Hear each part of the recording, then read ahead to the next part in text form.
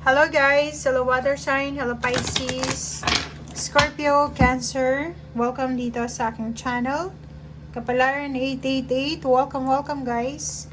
Alamin natin kung anong messages, vibration, gabay energy para sa inyong lahat. Ito ay ngayong Martes. Water sign, Pisces, Scorpio, Cancer. General reading to guys, so pwede kang makaresonate. Gamitin mo ang iyong intuition para makuha mo kung ano yung talagang direct na message para sa'yo. Okay? Water sign, Pisces, Scorpion, Cancer.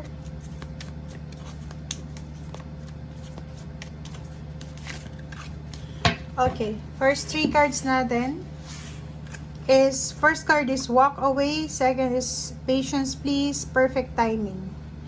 Okay. Kung makikita mo dito sa barahang ito, pwedeng ito ay connected sa mga nakaraang mga araw na readings natin. Connected sila sa bawat isa. Kasi kung makikita mo dito, sinasabi ng baraha sa'yo na sa araw na ito yung pinaka right time para, or perfect timing ito para makapag-move forward ka na. If ever may mga stagnation ka na na-experience sa buhay, it's time na para umusad na yung buhay mo. 'Di ba? So oras na para magsimula ka ng pagbabago. Walk away, leave the unhealthy situation, unhealthy habits, unhealthy relationship or events sa buhay mo, and enjoy the new doors that open as a result. So, sinasabi ng Barasir dito yun, perfect timing na ngayon. Simulan mo na sa araw na ito na makapagsimula ka ng bagong buhay, makaalis ka na sa mga bagay-bagay na hindi makakabuti sa'yo. Like, for example, unhealthy relationship, unhealthy habits, unhealthy lifestyle, mga bisyo or kano pa man, negativity, toxicity, drama sa buhay mo.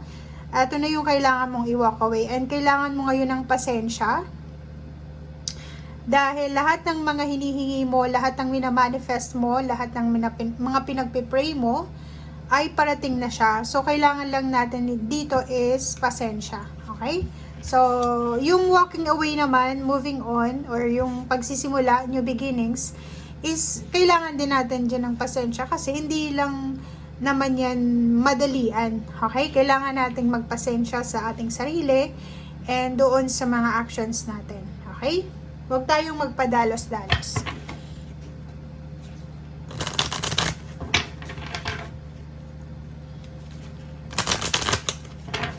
Water sign, Pisces, Scorpion, Cancer. Ano pa ba ang mga messages na pwedeng naghihintay sa'yo sa araw na ito? Okay, 2 cards. Kumuha pa tayo ng isa. Letter. So, pwedeng relationship to guys. It's either in a relationship ka or single ka. Lalaki ka man or babae.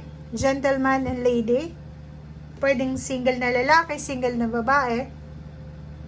Isang napaka ganda, unexpected na sulat galing sa, for example, ikaw ay nasa city and isang hindi mo inaasahan na sulat galing sa probinsya or dahil galing doon sa lugar kung saan ka galing, and pwedeng magdala ito ng good news.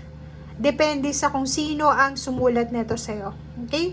So, nakikita natin dito na maganda, punong-puno ng positivity ang araw na ito, especially doon sa mga nag-i-expect ng sulat, nag-i-expect ng result, ng outcome, ng dokumento.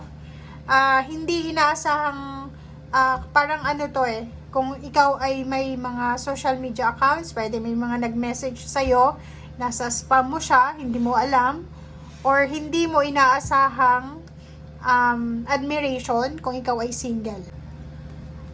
Okay, so next is tingnan natin dito sa isang tarot deck, water sign, Pisces, Scorpion, Cancer.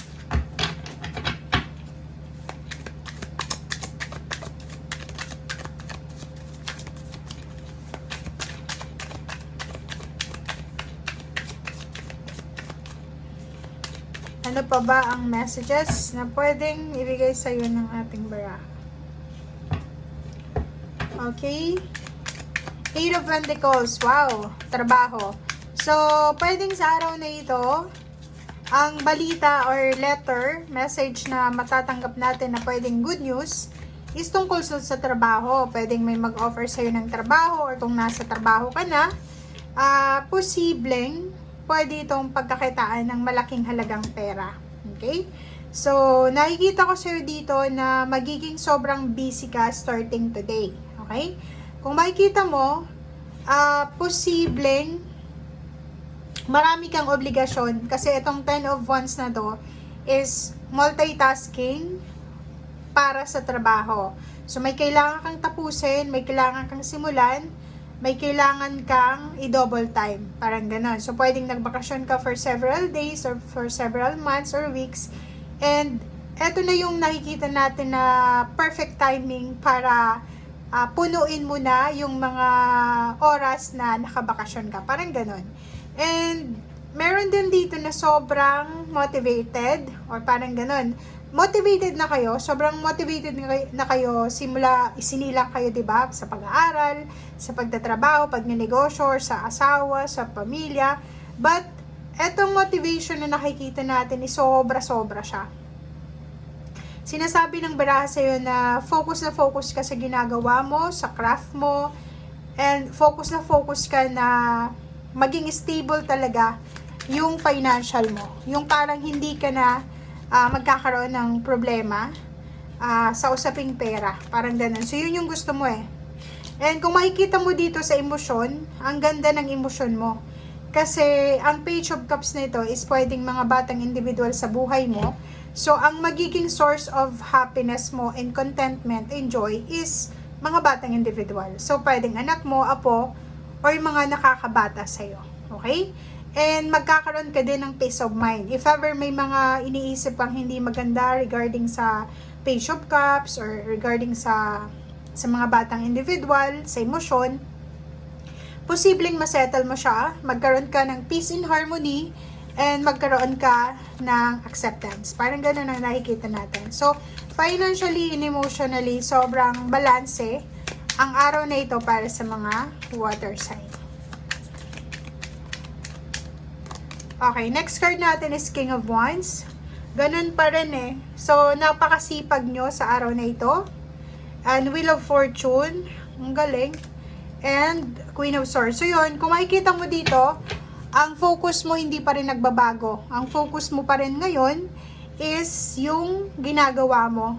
Kahit ano, maparelasyon, mapatrabaho, kung may negosyo ka, or may travel kang pinaplano, or may mga future plans ka, sa lahat ng area sa buhay mo or pwedeng health, sobrang sipag mo. Doon ka nagfo-focus eh. Parang nakikita natin dito na gusto mo talaga ng pagbabago sa lahat ng area sa buhay mo. Relationship, walking away ka na, unhealthy habits, unhealthy lifestyle, lahat ay nandun na parang motivated, strong yung foundation mo eh. Tuloy-tuloy na to na pagbabago sa buhay mo. Okay? And kung makikita mo to, sinasabi ng baraha sa'yo na if ever man may mga gusto kang simulan, mga kontrata, dokumento na pipirmahan, or kung ano man to na travel, kasi mayroon ditong 8 of Wands na the Fool. Parang sinasabi sa'yo ng barahan na if may plano kang mag-travel today, or the other day, or this year, kailangan mo muna siyang i-hang, diba? Like yung mga long distance travel, international, or even local travel na yung vacation na mapapagod ka. So, kailangan mo munang magpahinga. Kasi itong 8 of Wands na to is parang mabilis siya na mga decision making tungkol sa pagbabago. Like, gusto mong lumipat ng bahay, bigla mong naisip, lilipat ka. Nako, wag mo yung gagawin. Okay?